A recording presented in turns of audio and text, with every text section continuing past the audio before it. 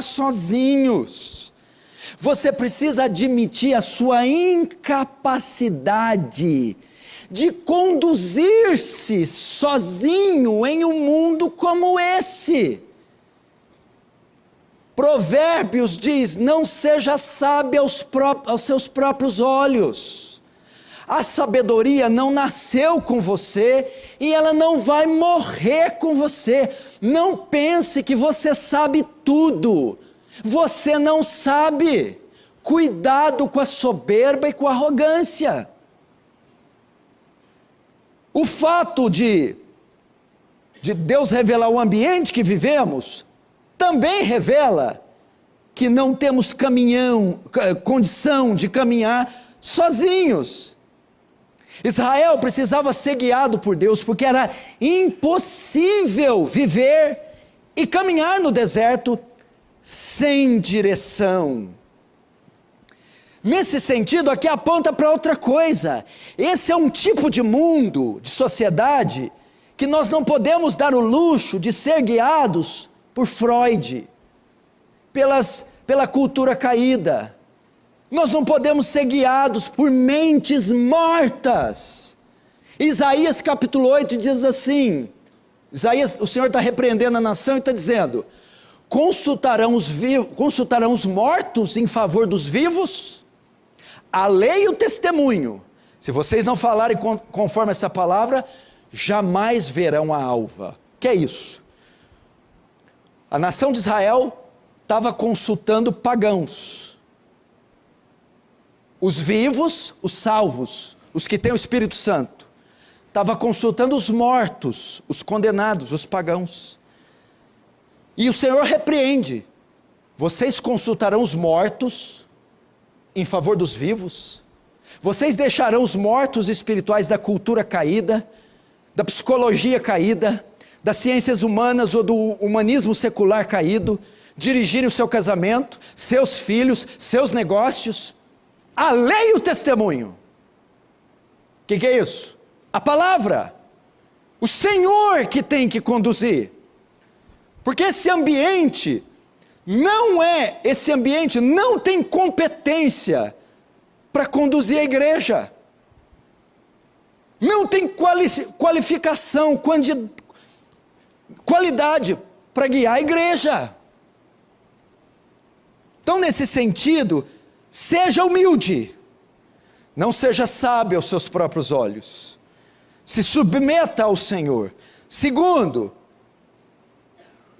você precisa do Senhor, porque outra pessoa, o elemento, a instituição, não pode dirigir a igreja. E muitos cristãos estão entregando seus filhos, suas famílias, a educação do seu lar, seus negócios, sua alma, na mão de incrédulos, de mortos, pessoas que vivem nesse contexto do deserto, para se conduzir, e estão quebrando a cara. Estão quebrando a cara. Então esse era o contexto deles. Mostra então que necessitavam ser guiados, porque necessitavam e que não tinham condições. Entretanto, Israel podia contar com a presença de Deus. Veja o verso 15. No dia em que foi erguido o tabernáculo, a nuvem o cobriu, a saber, a tenda do testemunho. E à tarde estava sobre o tabernáculo uma aparência de fogo até a manhã. Presta atenção. A nuvem, veja só, entre o povo de Israel, uma nuvem aparecia. E essa nuvem era responsável por guiar Israel na direção certa e de forma segura no deserto. Essa nuvem era o que? Ela era um símbolo da presença viva de Deus, que jamais se apartava do povo hebreu. Consciente do destino de Israel, Canaã, consciente do ambiente que viviam, o deserto, consciente da incapacidade de Israel se guiar pelo deserto, o Senhor, na sua providência, doutrina da providência, envia uma nuvem, a sua presença na forma de nuvem, dizendo para Israel: vocês podem contar com a minha presença.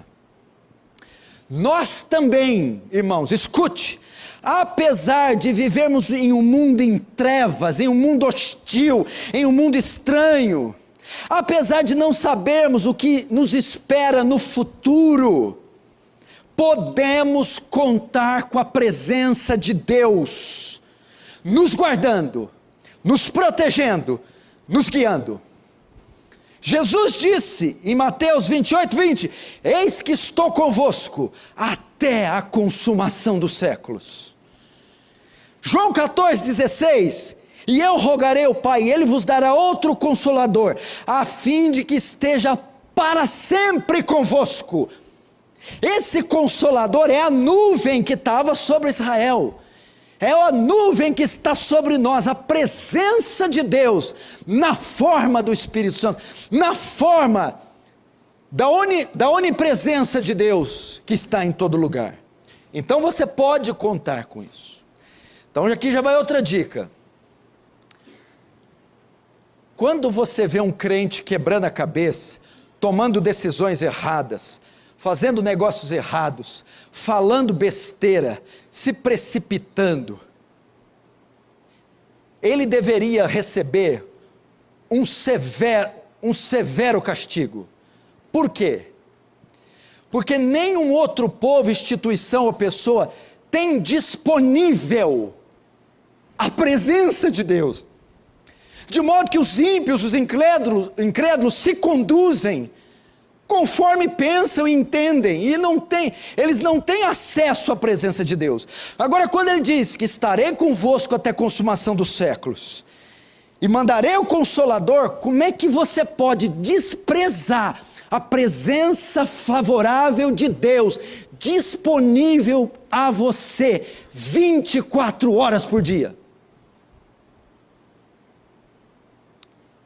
Como que você pode caminhar a parte dessa presença, desprezar a presença favorável?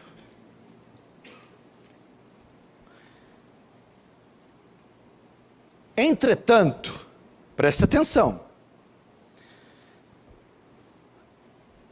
agora é a parte principal da mensagem.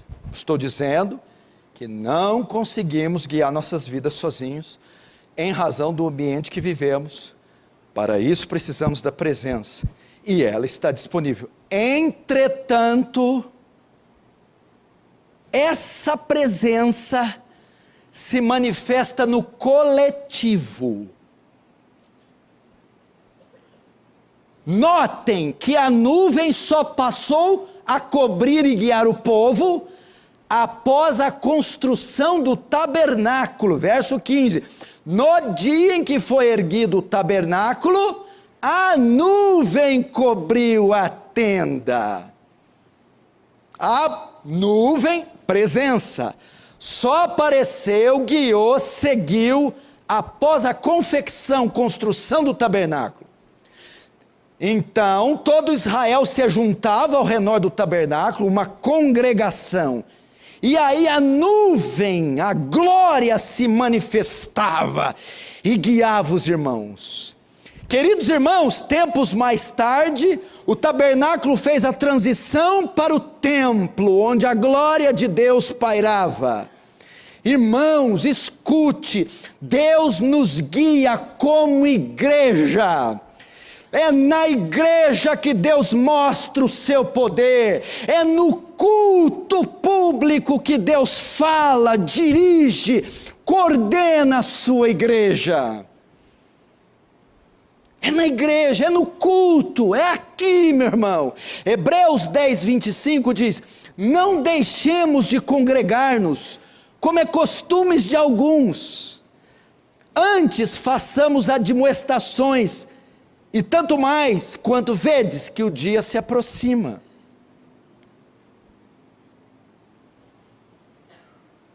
Você entendeu?